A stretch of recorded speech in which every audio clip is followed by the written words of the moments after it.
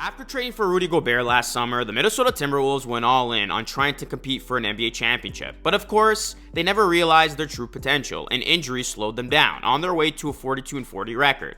The Timberwolves were able to get out of the play-in tournament before they were ultimately defeated by the reigning NBA champions Denver Nuggets in the first round of the NBA playoffs in 5 games. The bar for the T-Wolves has been raised. This team is expected to take the next step, and with Anthony Edwards, who looks like he's ready to take a superstar leap, and a hopeful healthy frontcourt duo of Rudy Gobert and Karl-Anthony Towns, there's no more excuses. The T-Wolves need to go out there and perform. What's going on, everyone? It's Luca here, back with another video. In this one, I'll be talking about the Minnesota Timberwolves and tell you how I think they'll do this season.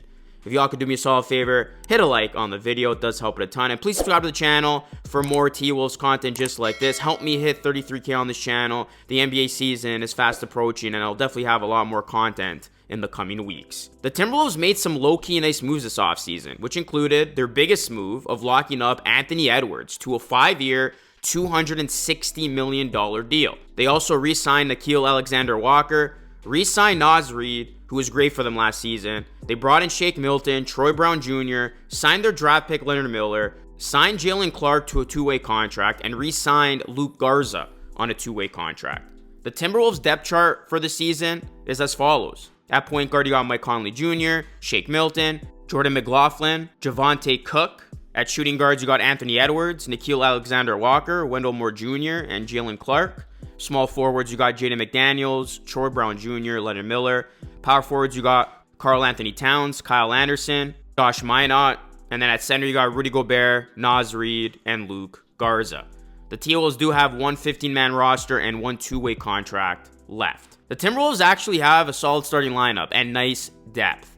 The T-Wolves look to have much more improved perimeter defense, especially if Rudy Gobert can get back to his Defensive Player of the Year status. And the Timberwolves should be a better rebounding team. They actually struggled on the glass last season because they had so many bigs banged up. But when you look at the roster and how it's been constructed, the T-Wolves have addressed their rebounding needs from top to bottom. They should also be a much more improved three-point shooting team. Of course, with this T-Wolves team, it does come down to injuries. If the Timberwolves can remain healthy, they should have a very competitive team. But if injuries take them out again, it's going to be a long season. But beyond that, the biggest key to the Timberwolves' success for the season is the insane rise of Anthony Edwards. Anthony Edwards has been raising eyebrows for his performance with Team USA during the FIBA World Cup tournament.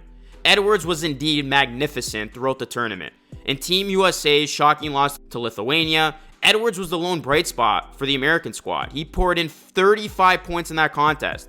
And then Edwards was brilliant in Team USA's win over Jordan. He had 22 points, 8 rebounds, and 4 assists. And then, of course, his performance against Germany the first time they played was unreal when he scored 34 to lead Team USA to a comeback win. Of course, Germany got the last laugh over Team USA, beating them in the FIBA World Cup semis. But in that devastating loss, Edwards was one of the lone bright spots. He did finish the game with 23 points. Edwards' dominant FIBA display is just further proof of what Timberwolves fans already know. Edwards is, in fact, a budding superstar in the NBA. He has 3-level scoring ability and athleticism, and he's already established himself as one of the best shooting guards in the entire league. If Edwards takes another leap this season, he could very well be among the very best players in the NBA, and he could possibly even be the next face of the NBA. As this is what former NBA champion Nick Young said, the league is about to be Anthony Edwards. This is Anthony Edwards' league now, the new MJ. That boy looks just like MJ out there.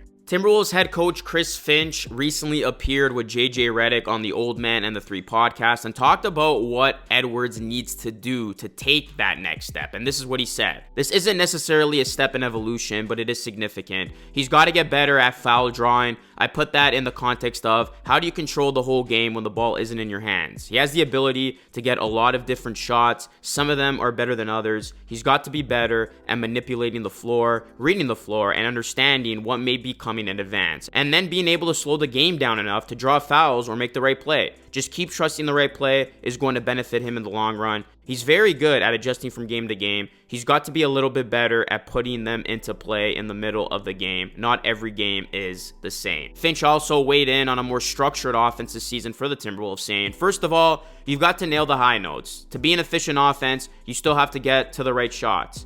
Now, the distribution of the shots are different. I believe as we head into the next year, which is hopefully a complete season with Cat and Rudy, we need more structure because the structure is going to provide us with the right spacing for the two bigs to stay out of each other's way.